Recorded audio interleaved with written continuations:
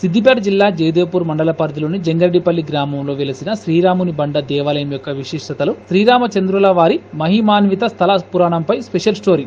కాంతాయ రామాయ పవిత్రాద్భుత కీర్తనే. రాముడి బండ క్షేత్రంలో వెలిసినటువంటి ఈ రామచంద్ర స్వామి వారి సన్నిధిలో పుష్కరిణి ప్రాశస్తాన్ని ఇంతకుముందు చెప్పారు. పుష్కరిణి కార్తీక మాసంలో చుట్టుపక్కల ఏ నదులు లేవు. అందువల్ల ఈ రామచంద్ర స్వామి వారి యొక్క పాదస్పర్శ కలిగినటువంటి పుష్కరిణిలో స్నానం చేస్తే చాలు. తద్వారా మనం అన్ని పాపాలను పోగొట్టుకుని రామచంద్ర స్వామి యొక్క అనుగ్రహానికి పాత్రలం అవ్వచ్చు అని చెప్పాలి. కార్తీక మాసంలో ఒక ప్రశస్తత ఉన్నది. కార్తీక మాసానికి తులారాశిం గతే సూర్య గంగా త్రైలోక్య పావని సర్వత్ర ద్రవరూపేణ సంపూర్ణ సా భవేత్తత అంటారు. తులారాశిలోకి సూర్యుడు ప్రవేశించిన కాలంలో మన చుట్టుపక్కల ఉండేటువంటి సకల తీర్థములలో అన్నిట్లో, అంటే నదులలో, బావులలో, అన్నిట్లలో కూడా గంగాదేవి తన యొక్క పరివారం అంతా, పుష్కరుడు అని ఆయన తన యొక్క పరివారం అంతా కూడా వెంట పెట్టుకుని వచ్చి ఈ తీర్థంలో నివసిస్తారు అని. అంటే ఆయన పుష్కరుడు అంటే మనకి 12 సంవత్సరాలకి ఒక్కొక్క నదికి ఒక్కొక్క పుష్కరం వస్తుంది. కానీ ఇక్కడ ఉండేటువంటి పుష్కరిణి రామపాదముల చేత పాదములకు తగిలి పునీతం అవ్వడం చేత ఇది నిత్య పుష్కరిణి అని మన కార్తీక మాసంలో మాత్రం ప్రత్యేకంగా పౌర్ణమి తిథి నాడు చుట్టుపక్కల ఉండబడేటువంటి గ్రామ ప్రజలంతా కూడా ఈ స్వామి పుష్కరిణిలో బ్రాహ్మల చేత చక్కగా సుపర్ణము మొదలైన త్రిసుపర్ణము మొదలైనటువంటి మంత్రాల చేత, అగమర్షణము మొదలైనటువంటి మంత్రాల చేత వాళ్ళు మంత్రం చదువుతుంటే సంకల్పం చెప్పి చక్కగా పుణ్య స్నానాలన్నీ కూడా చేస్తారు. తద్వారా వాళ్లకు సంవత్సర కాలంలో చేసుకున్నటువంటి పాపాలన్నిటి కూడా పోగొట్టుకుని రామచంద్ర స్వామి వారి యొక్క అనుగ్రహానికి పాత్రలు అవుతారు. తీర్థము అంటే మనకి కేవలం పుష్కరిణి తీర్థమే కాదు. తీర్థము అంటే మనకు పూర్వంలో తెలుగులో వికృతి పదం ఏమిటంటే జాతర లాంటిది కూడా. అందుకని ఇక్కడ వచ్చేటువంటి భక్తుల యొక్క వెసులుబాటు కోసం అని చెప్పి ఇక్కడ పెద్ద తిరునాళ్ళు జరుగుతాయి. ఇదందరికీ కూడా తెలుసు. దాంట్లో పిల్లలకి కావాల్సినవో పెద్దలకు కావాల్సినవో అన్నిటి కూడా ఇక్కడ ఊరికే రారు కదా. అందుకని ఇక్కడ చక్కగా రామచంద్ర స్వామికి ఆ రోజు స్నానం చేసి చక్కగా దర్శనము, అర్చనము మొదలైనటువంటి కూడా చేసుకొని, అవకాశం ఉన్న వాళ్ళు సత్యవ్రతాలు లాంటి వ్రతాలన్నీ కూడా చేసుకొని రామచంద్ర స్వామి వారి యొక్క కృపకు పాత్రలు అవుతూ ఉంటారు. ఈ చుట్టుపక్కల రామచంద్ర స్వామి నడయాడినటువంటి పుణ్యస్థలాలు కొన్ని ఉన్నాయి. ఒకటి జీడికల్లు లాంటి, అది కూడా మహాక్షేత్రం.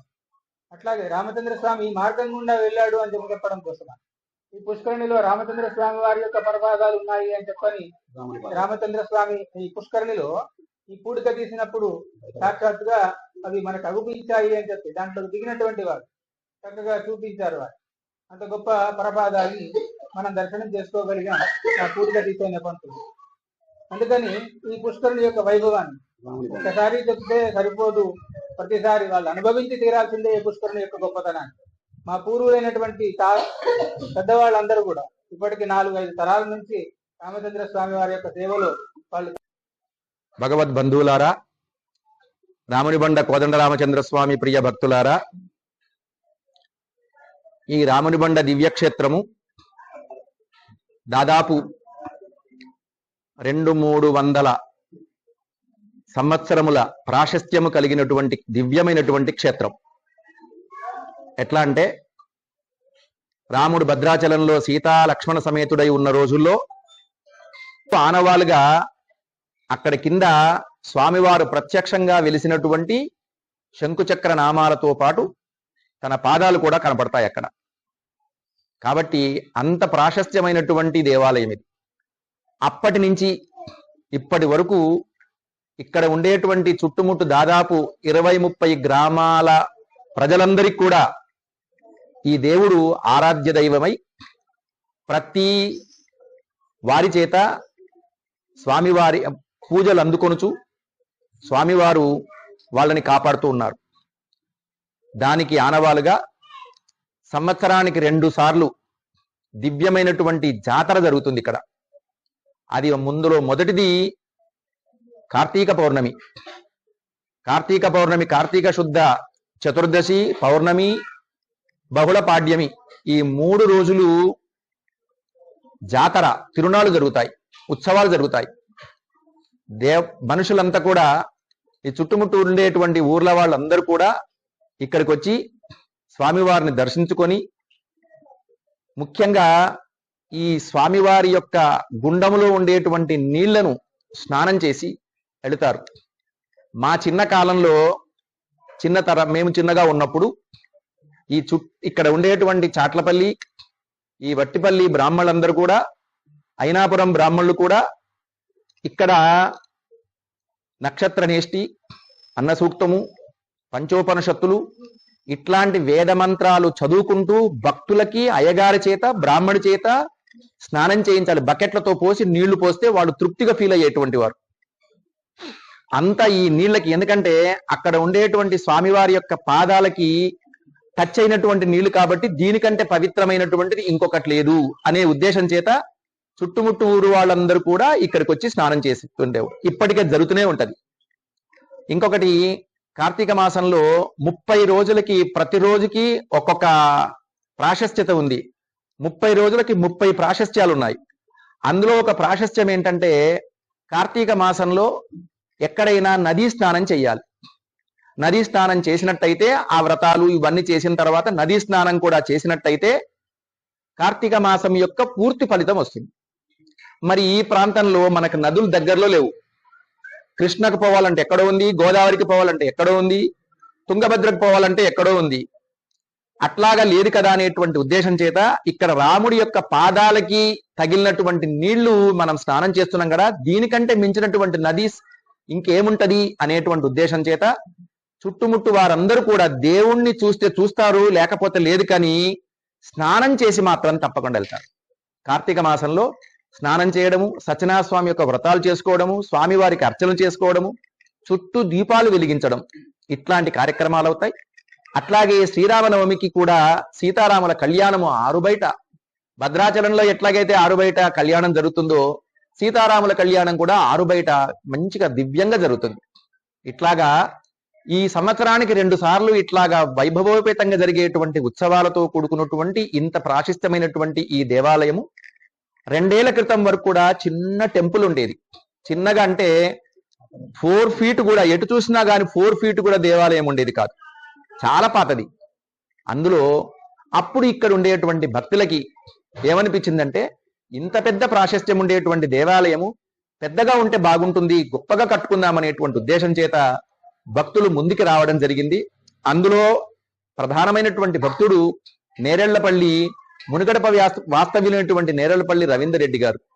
అయ్యా, నేను కొంత డబ్బిస్తానయ్యా, దీన్ని డెవలప్ చేస్తామనేసరికి ఊరు వాళ్ళు వీళ్ళు పక్కన ఉండేటువంటి వాళ్ళు, మీ ఒక్క ఊరికే కాదు మా ఊరికి కూడా రామచంద్రస్వామి సంబంధమై ఉన్నది కాబట్టి మేం కూడా డబ్బులేస్తాము, మేం కూడా ఉంటామని చెప్పి రాముని బండతో రాముడికి సంబంధంగా ఉంది కాబట్టి దేవాలయం కూడా రాయితో కడితే బాగుంటుంది అనేటువంటి ఉద్దేశం చేత దాదాపు 2 కోట్లు పెట్టి, ఇప్పటి వరకు 2 కోట్లు పెట్టి ఈ దేవాలయము నూతనంగా నిర్మించడం జరిగింది. అట్లాగే దీనికి సహకరించినటువంటి వాళ్ళు ఒక్కరి పేర్లు చెప్తే బాగుండదు, ఎంతో మంది నేనున్నాను రాముడి సేవ కొరకు నేనున్నాను అని చెప్పి ఇట్లాగా చేయడం జరిగింది.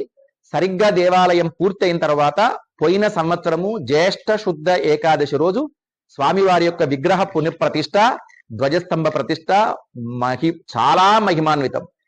అంటే చెప్పకూడదు కానీ ఒక ధ్వజస్తంభము నిలబడాలి అంటే దానికి కాబట్టి కొన్ని గంటలు పడుతుంది. పొద్దున మొదలు పెడితే ఎప్పటికో గనికి అది అవుతుంది. కానీ కేవలం 18 నిమిషాల్లో చుట్టుముట్టు గోడలున్నాయి, ఆంజనేయ స్వామి టెంపుల్ ఉంది, క్రేన్లు పెట్టలేదు, ఏం పెట్టలేదు. ఈ గ్రామానికి మాజీ సర్పంచ్ గా బాధ్యతలు ఇక్కడ మా గ్రామంలో శ్రీ సీతారామచంద్ర స్వామి వారు స్వయంభూ ఇక్కడ వెలిసినాడు. ఇక్కడ ప్రత్యేకమైన ఒక దేవాలయం ముందు పెద్ద గుండం వెలిసినది. ఆ గుండము పవిత్రత ఏమిటంటే, ఆ గుండంలో ఎప్పటికీ ఏ రోజులు కానీ ఎండనక వానక ఏ కాలం అనక వాటర్ స్టోరేజ్ అయి ఉంటాయి. ఇక్కడ ఆ వాటరు ఆ దేవుడి పాదాలను కలిగి ఉంటాయి కాబట్టి ఇక్కడ భక్తుల నమ్మకం, పెద్ద నమ్మకం ఏంటంటే, ఇక్కడ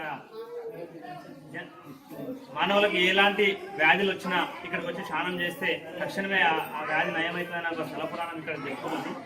ఇక్కడ ఇన్ని రోజులు మాకు చిన్నగా ఉండే గుడి ఈ భక్తుల అధిక తాకిడి ఎక్కువ కావడంతో మాకు కొద్దిగా ఇబ్బందిగా ఉండే. అందులోనే మాకు రవీందర్ రెడ్డి అనే మాకు మునిగాకు వాస్తవ్యులు ఇక్కడికి ఈ ఆలయానికి అనే ఆ భగవంతుడు తీసుకొచ్చినట్టు వచ్చిండు. ఇక్కడ చిన్నగా ఉంది కదా ఆ దేవాలయం, దీన్ని కొద్దిగా పెద్దగా చేసుకుంటే బాగుంటుందనే ఉద్దేశంతో ఒక చిన్న 3 వారాలతో ఒక చిన్న మీటింగ్ ఏర్పాటు చేసుకొని ఒక ఆలయాన్ని ఇంత పెద్ద గొప్ప తయారు చేసుకోవడం జరిగింది. ఈ పోయిన గత సంవత్సరం రాముని బండ ప్రతిష్ట చేసుకోవడానికి కొత్త ఆలయాన్ని నిర్మించుకొని గుడి స్థాపించుకోవడం జరిగింది. ఆ స్థాపించుకున్న సమయంలో మేము ఆ గుండాన్ని ఎప్పుడో వెలిసిన గుండం కదా, దీన్ని ఒకసారి మొత్తం బయటకు తీస్తే బాగుంటుందని చెప్పేసి, ఊడికి తీస్తే బాగుంటుందని చెప్పేసి దాన్ని మేము ఊళ్ళో అందరం అనుకొని అయ్యగాల సహా తీసుకొని ఆ గుండాన్ని తవ్వడం జరిగింది, పొడిగా తీయడం జరిగింది. అక్కడ నిజంగా చెప్పాలంటే స్వయంభూ ఆ దేవుడు దిగిన పాదాలు అక్కడ మాకు స్వయంగా కనిపించాయి. మేము మా కళ్ళతో నిజంగా సాక్షాత్ భగవంతుని చూసినాం కాబట్టి, అందుకేనేమో ఈ గుండానికి ఈ దేవాలయానికి ఇంత పవిత్రత ఉంది కాబట్టి ఇక్కడ చుట్టూ 4-10 ఊర్ల గ్రామాల నుంచి అధిక సంఖ్యలో జనాలు ఇక్కడికి వచ్చి కార్తీక మాసంలో స్నానాలు చేస్తే వాళ్ళకు సర్వరోగ నివారణ అని చెప్పేసి ఒక గట్టి నమ్మకంతో ఇక్కడ జనాలు కార్తీక మాసంలో చాలా పెద్ద ఎత్తున జాతర సాగుతుంది. ఇక్కడికి తొక్కిసలాట అవుతుంది. అసలు ఈ విధంగా ఈ ఆలయం చరిత్ర ఉందని ఈ స్థల పురాణం చెప్తుంది కాబట్టి మా గ్రామంలో ఈ రాములవారి దేవుడు వెలవడం వల్ల